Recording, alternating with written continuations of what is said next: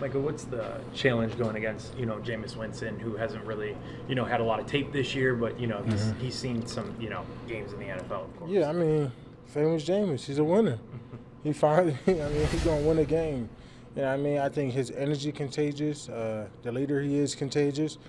I think guys rally around him.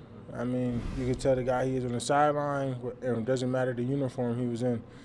I mean, he's just a very contagious, cultural dude. You see why a lot of teams need quarterbacks, but they held on to him because how valuable he is in the locker room. So we just got to prepare for the Giants' best game come Sunday. You must have played against him at some point, right? Nah, I think that's my first matchup against James. Oh, really? Yeah. Okay. So, Micah, how's your run defense? Oh, man. I mean, it's pretty stout. It's pretty stout, I would say, for sure. I ain't hear no complaints yet. I think what I do like, though, is that, I wasn't, I would say it was a transition learning defense, learning how to stop the run.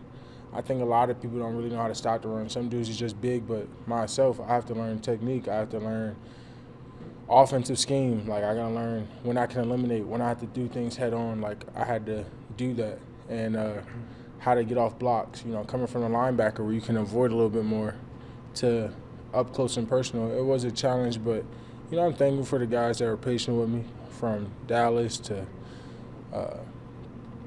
Zim to even DC, just very intelligent guys who helped me improve for real.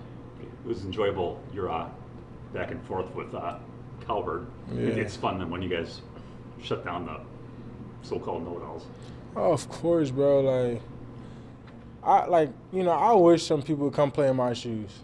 I wish, if you think you better than me, switch jobs for me today. You could take my salary too. You know what I mean? Come switch with me for a day. If you think you that much better than me and you could do such a greater job, what people don't realize is, everyone gets paid a lot of money for a lot of reasons. So you think their offensive coordinator who's getting paid a lot of money, who want to keep their job, going to let this guy from Green Bay come take that from him? You know what I mean? That's what this is all about. Guys get paid a lot of money to scheme, to play. The guys you're going against, these are highly paid players for a reason. You don't think they're going to slow you down? We're not invincible. I think there's just the expectation, like I said, of people just thinking we have to be perfect every week. Bro, I wish I could be perfect every week. I wish I could go out there and have 2-3 sacks every week. But the odds of that is just so slim and just not realistic. It's just a game of runs. You go on a sack pour where you got 5 sacks, 6, 7 sacks in 3-4 weeks, and then you go 7 weeks without one. You know what I mean? It's just a game of runs, and once you get on your run, it's just you gotta take advantage of it. How do you avoid riding the wave? I mean, you guys lost 2 in a row. Everyone thinks it's the end of the world, but you're 5-3-1. So how do you, as a player, avoid just that sort of roller coaster? Yeah, at least for me, I think the approach is how can we continue to get better? If they don't score, do they win? You know what I mean? How can we close that gap to get to that greatness standpoint? I think that's the wave, and not taking no day for granted. Every day we're here together is a beautiful day, because the days is counting down. There's going to be a day, and we have that saying where we got 9 games left? You got 9 weeks left with this group. This group will never be the same again. So we have 9 weeks that are promised. But even then, they're not even promised. We just had 2 of our best players go down on season-ending injuries in back-to-back weeks. So those weeks not even promised. So, not taking no day for granted. I almost say to myself, what am I willing to sacrifice today for a better tomorrow?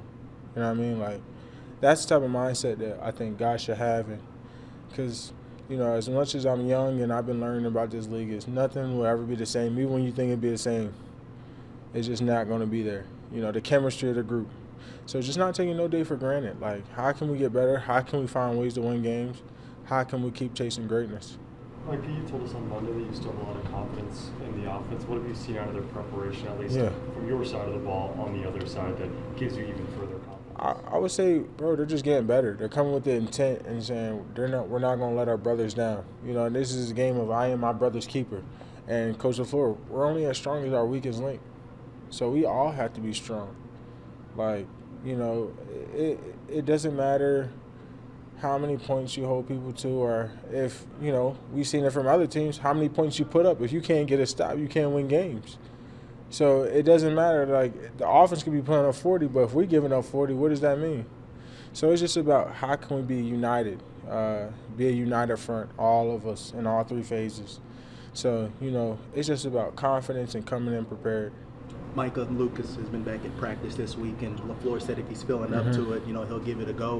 What would that mean to this front to add that, dynamic type of player to this mix, with the cheetah package and what you guys were doing before he got hurt? Yeah, it'll be fun. Right now, I would say I'm more focused on making sure he's 100. Like, I'm more so giving him the approach of, I got your back until, you can go out there and give us 100. Because we know you are what you at your best. Like, I don't want you thinking. I don't want you worried about the foot.